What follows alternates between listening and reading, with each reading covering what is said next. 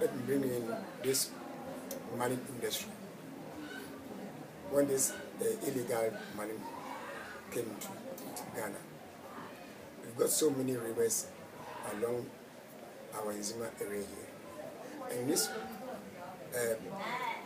rivers, they are all making, digging or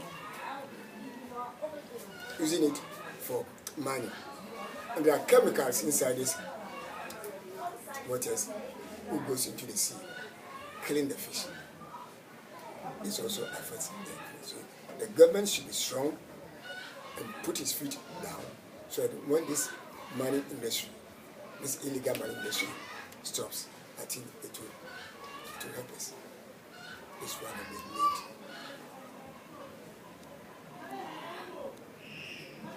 About the, let's talk about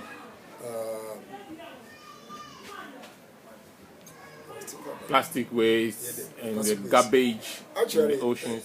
Some comes from the rivers, where those along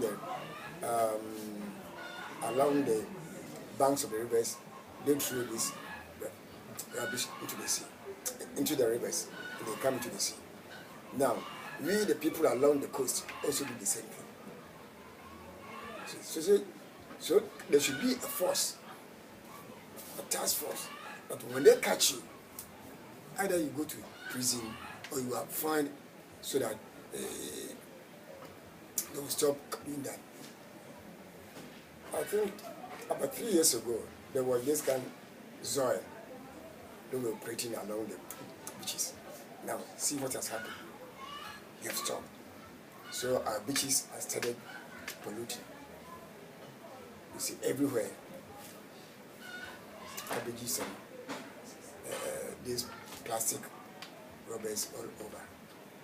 All these affect the sea because some of these fishes used to swallow these rubbers and they die. And even the fishermen, when they throw their nets, you only find this plastic rubbers. Even at deep sea, when the current changes, you see plastic rubbers at 30 meters depth, like 3,000 meters depth at deep sea, all these plastic cabbages. So this also affects our fishing because when you throw it, you only catch cabbages. So there is an issue of enforcement.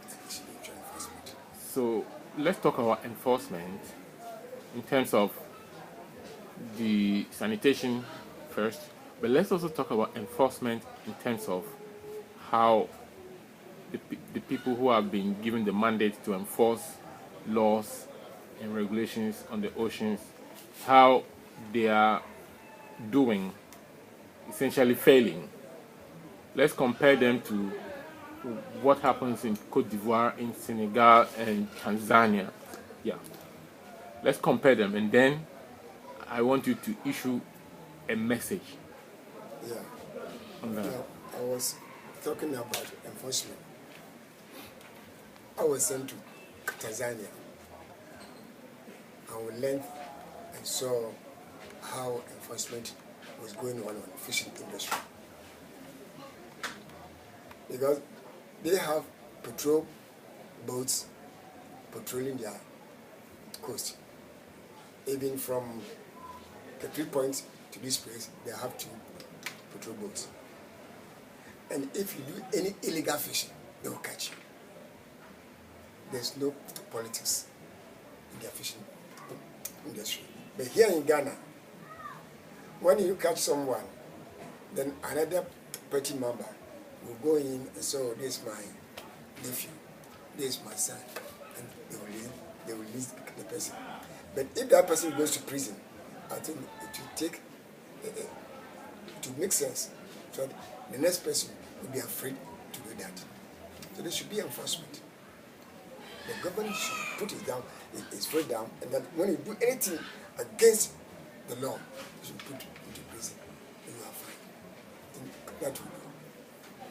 What happens in Cote d'Ivoire, for example? We hear Cote d'Ivoire, which is just next door to you. In Cote d'Ivoire, I didn't even go to Cote d'Ivoire, so I don't know exactly what happened. But what is there is that there was law in their fishing industry. If you do anything against it, they will catch you. But what we learned is that mostly the Cote d'Ivoire fishermen, they are from Ghana here. So if you do it, they will seize your property and then you put into prison. But here, it's mostly politics. If you do it, I won't vote for you. That is the difference between Cote d'Ivoire and Ghana here. So what should be done? There should be enforcement. The law should put his feet, the government should put his feet on the ground, and that when you do anything against the law, should put it into the right place.